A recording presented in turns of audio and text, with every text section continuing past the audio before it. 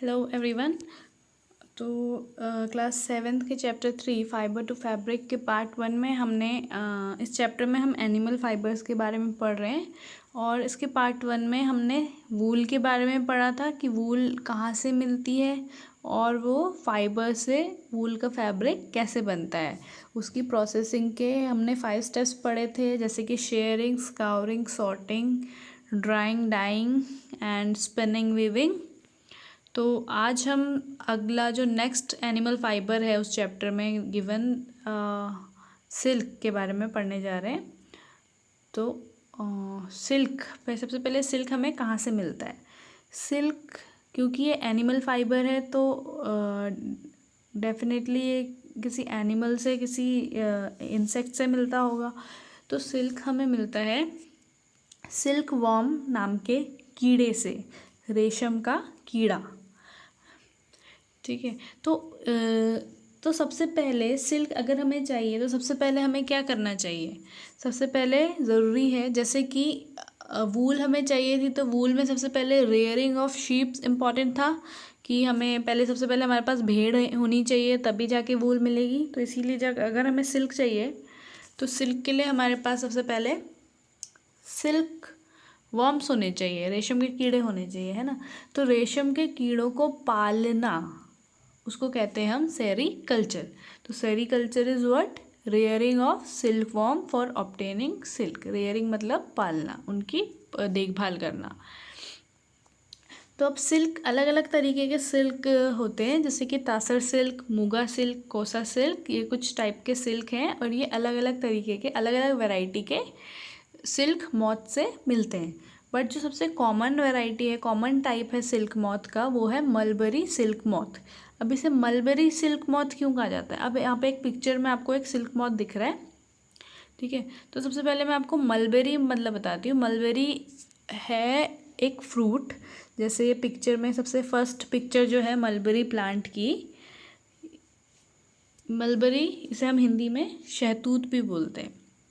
तो अगर आपने देखा हो शहतूत का पेड़, शहतूत का फल खाया हो, तो जो उसी के जो पत्ते होते हैं, उन पत्तों पे ये जो रेशम के कीड़े होते हैं ये वो पत्ते खाते हैं और वहीं पे रहते हैं, ठीक है। तो अब सबसे पहले हम सिल्क मॉथ की लाइफ हिस्ट्री के बारे में जानते हैं, उनकी पूरी जीवनी के बारे में जानते हैं कि उनके जीवन में कौन कौन सी स्टेजेस आती हैं। तो सबसे पहली स्टेज है कि फीमेल जो है, जो मदर है, मदर सिल्क मॉथ, वो क्या करेगी, सबसे पहले एग ले करेगी, यानी कि अंडे देगी, सिल्क वॉर्म के अंडे। वो अंडे कहाँ देगी, मलबेरी के लीफ में, शहतूत के पत्तों पे वो अंडे देगी। तो ये तो था फर्स्ट स्टेज। अब अंडे जब अंडों से क्या बाहर निकलेगा, जैसे मुर्गी अंडा देती है तो उससे मुर्गी का बच्चा बाहर आता है, तो वैसे ही जब सिल्क मॉथ ने अंडा दिया तो उसमें से उसका लार्वा बाहर आएगा। उसी लार्वे का एक नाम है सिल्क वर्म, और उसी दूसरे ही शब्द में बोलते हैं हम कैटरपिलर। तो ये तीनों एक ही चीज़ हैं, सिल्क वर्म, लार्वा, कैटरपिलर, ये तीनों एक ही चीज़ हैं। तो उस अंडे में से लार्वा बाहर आता है। ये लार्वा मलबेरी का ही पत्ता खाता है, शहतूत का ही पत्ता खाता है, और कम से कम ये 24-25 या 1 महीने तक वो पत्ता खाता रहता है और साइज़ में बहुत बड़ा हो जाता है। तो जब ये बहुत बड़ा हो जाता है साइज़ में, तो तब थर्ड स्टेज इसकी आती है। ये क्या करता है कैटरपिलर, अपनी एक प्रोटीन फाइबर सिक्रेट करता है। फाइबर मतलब कि कोई रेशा, अपनी बॉडी से एक रेशा निकालता है जो कि प्रोटीन से बना होता है, और वो क्या होता है, बाहर निकल के थोड़ा सा हार्ड हो जाता है। जैसे ही वो एयर के कांटेक्ट में आता है वो रेशा कैसा हो जाता है, हार्ड, और इसी से मिलता है हमको सिल्क फाइबर। पर सिल्क मिलने से पहले क्या होता है, जो ये रेशम का कीड़ा है, जो सिल्क वर्म है, सिल्क वर्म क्या करता है, ये जो फाइबर रिलीज़ कर रहा है इससे अपने आप को पूरी तरह ढक लेता है, अपने लिए एक कवर बना लेता है, एक खोल बना लेता है, जिसे हम बोलते हैं ककून, ठीक है। तो इस ककून के अंदर जो अभी हमने कीड़ा देखा, रेशम का कीड़ा यानी कि सिल्क वर्म, इस ककून के अंदर है, उसने अपने आप को पूरी तरीके से कवर कर लिया है। तो ये जो कवर है इसको बोलते हैं ककून, और कवर को अगर हम काटें, इस ककून को अगर हम काटें तो उसके अंदर इसकी अगली स्टेज है। अब वो लार्वा जो था, जो सिल्कवर्म था, वो डेवलप हो चुका है। वो डेवलप होके क्या बन गया है? प्यूपा बन गया है। ठीक है, तो वो अपने लिए खोल बनाता है, उसके अंदर ही अपना डेवलपमेंट अपने बड़ा बड़ा होता रहता है, अपना डेवलप होता रहता है। तो ये तो था ककून के बारे में। उसके बाद क्या होता है, जो हमें सिल्क मिलता है वो हमें इसी कोकून से मिलता है, इस ककून से हाँ। तो और फिर जब ये जो, अगर हमने सिल्क नहीं लिया तो क्या होता है, ये जो सिल्क वॉर्म था कोकून के अंदर, जो प्यूपा बन गया था, वो अब डेवलप होके सिल्क मॉथ बन के उससे बाहर आ जाता है, उस ककून से बाहर आ जाता है। तो ये तो थी life history of silk worm. कैसे था? सबसे पहले सिल्क मॉथ ने अंडे दिए, अंडों से बाहर आया लार्वा यानी कि कैटरपिलर यानी कि सिल्क वॉर्म। सिल्क वॉर्म ने खाया, बहुत खाया, खाता रहा। खाने के बाद वो साइज़ में हो गया बड़ा। और जब वो साइज़ में बहुत बड़ा हो गया, फिर क्या किया उसने, अगली स्टेज में जाने से पहले अपनी बॉडी से कुछ फाइबर्स निकाले, कुछ रेशे निकाले, लिक्विड पदार्थ निकाला जो कि प्रोटीन से बना था। पर वो लिक्विड पदार्थ ऐसा था जो एयर पे आने, कांटेक्ट में आने के बाद हार्ड हो जाता था। तो उसने वो निकाला और उससे अपने आप को पूरी तरीके से ढक लिया, अपने लिए एक खोल बना लिया, एक कवर बना लिया। उस कवर को हम बोलते हैं कोकून, और उसी में से हमको मिलता है सिल्क फाइबर।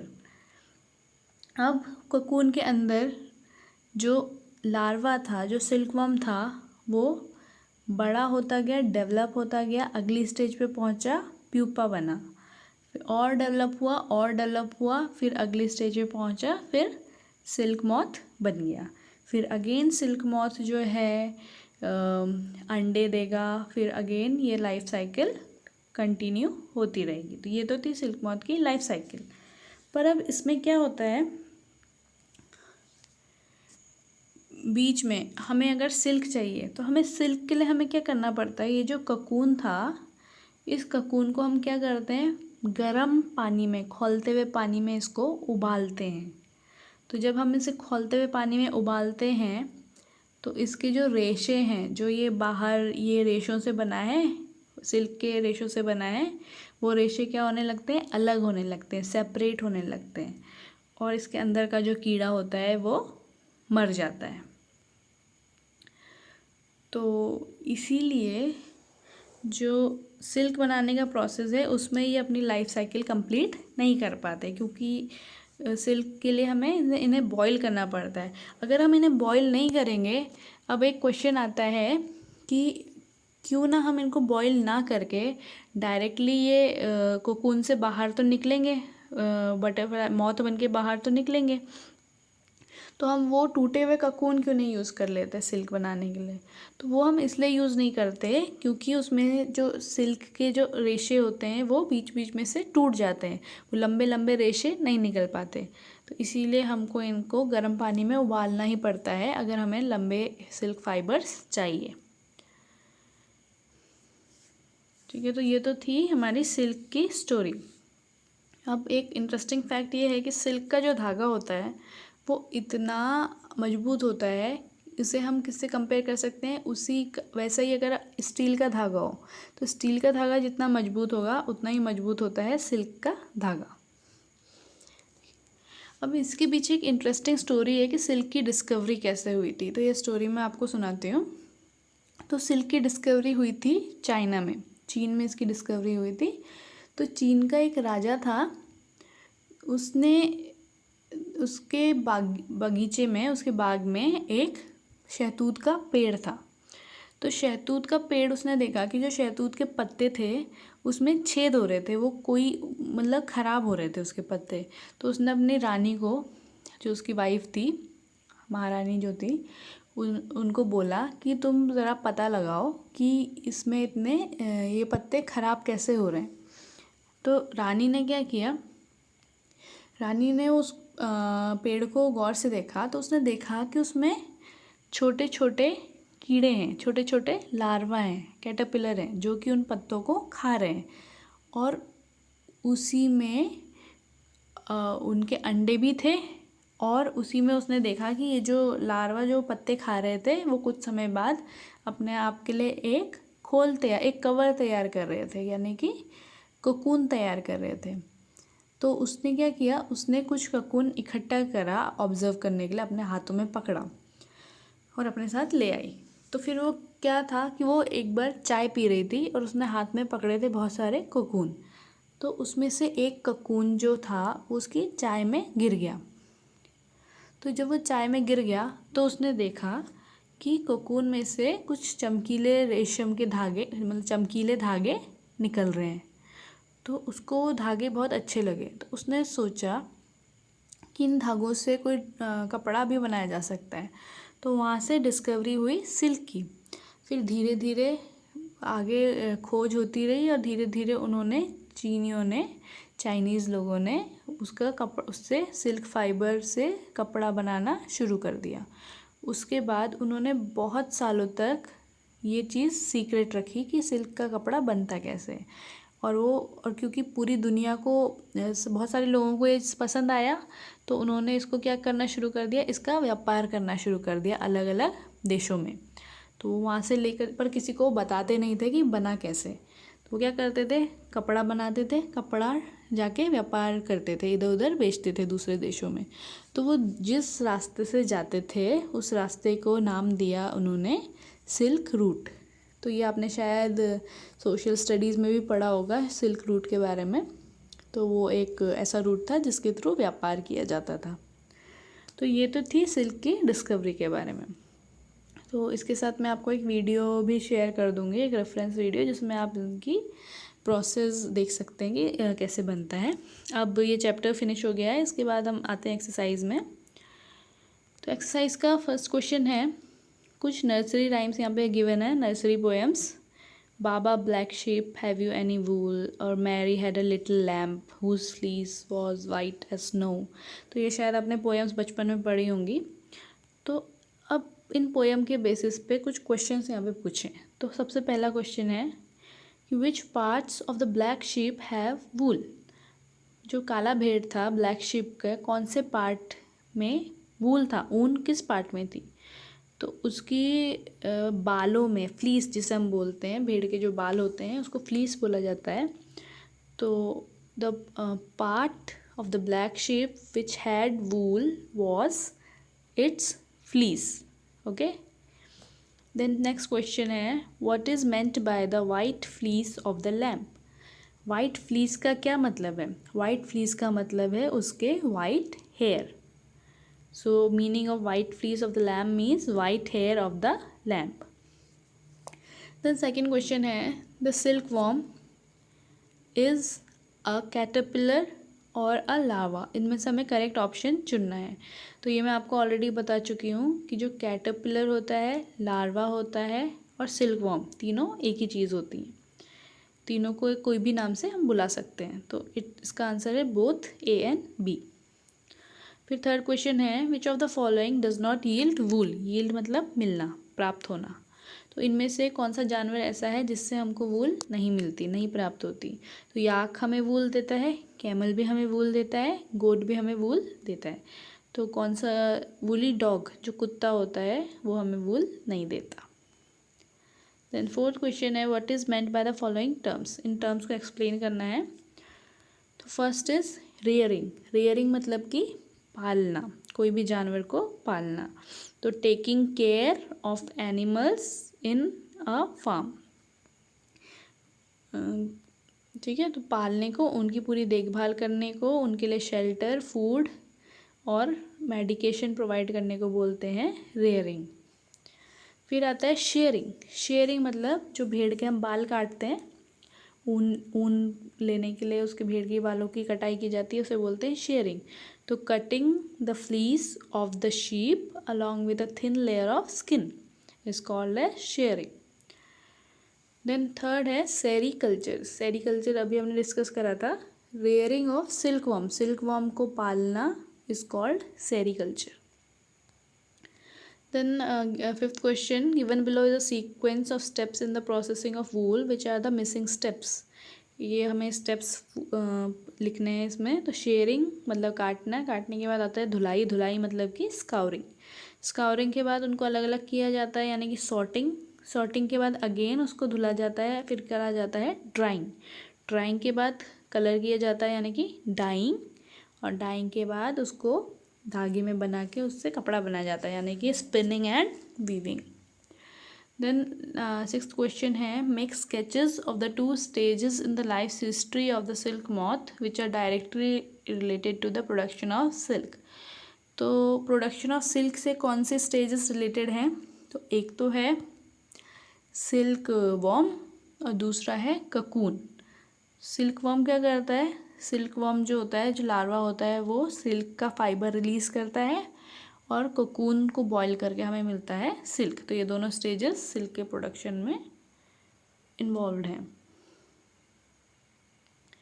फिर हमारा अगला क्वेश्चन है, out of the following which of the 2 terms are related to silk production. तो इसमें फर्स्ट टर्म है सेरीकल्चर. तो डेफिनेटली सेरीकल्चर रिलेटेड है क्योंकि सेरीकल्चर जो है सिल्क वॉर्म के पालने को कहते हैं. फ्लोरिकल्चर बोलते हैं हम फ्लावर के, फ्लावर बागबानी को, है ना, फ्लावर का जो कल्चर होता है, फ्लावर जो पालते हैं लोग, बना गार्डनिंग जो करते हैं. मोरिकल्चर, मलबरी के जो पेड़ जो लगाते हैं उनको पालना, उसे हम कहते हैं मोरिकल्चर, क्योंकि मलबरी का ही दूसरा नाम होता है मोरस अल्बा. ये आपको यहाँ पे हिंट्स में भी गिवन है. एपीकल्चर मतलब मधुमक्खी पालना, और सिल्वीकल्चर मतलब होता है ट्रीज़ को देखभाल करना, ट्रीज़ की देखभाल करना. तो इनमें जो 2 टर्म्स हैं वो है सेरीकल्चर और moriculture. Then match the following. Scouring, scouring मतलब वॉशिंग, यानी इसका आंसर है E, cleaning sheared skin. Mulberry leaves is food of silkworm यानी कि C. Yak is a wool yielding animal यानी कि B. Cocoon yields silk fibres यानी कि कोकून से हमें मिलता है सिल्क. अब एक पज़ल दी गई है, पज़ल तो मैं इसमें नहीं ला पाई, पर उसके क्वेश्चंस हैं. तो फर्स्ट क्वेश्चन है थॉरो वॉशिंग. तो वॉशिंग को बोलते हैं हम स्काउरिंग या फिर स्काउर, SCOUR. फिर डाउन का ही सेकंड है एनिमल फाइबर. तो यहाँ पे एनिमल फाइबर उस पज़ल में वूल फिट बैठ रहा था, तो वूल यानी कि ऊन. थर्ड जो है लॉन्ग थ्रेड लाइक स्ट्रक्चर, उसे हम बोलते हैं फाइबर. देन अक्रॉस में फर्स्ट क्वेश्चन है कीप्स वार्म. तो इसमें भी आता है वूल. और its leaves are eaten by silk worms यानी कि किसकी पत्ते खाते हैं वो? मलबेरी की. और थर्ड है hatches from egg of moth. Egg में से क्या बाहर निकलता है? कैटरपिलर बाहर निकलता है. तो ये था आपका चैप्टर नंबर 3 जो कि अब ख़त्म हो गया है. सो अगर आपको कुछ समझ ना आया हो तो मुझे आप कांटेक्ट कर सकते हैं. Thank you.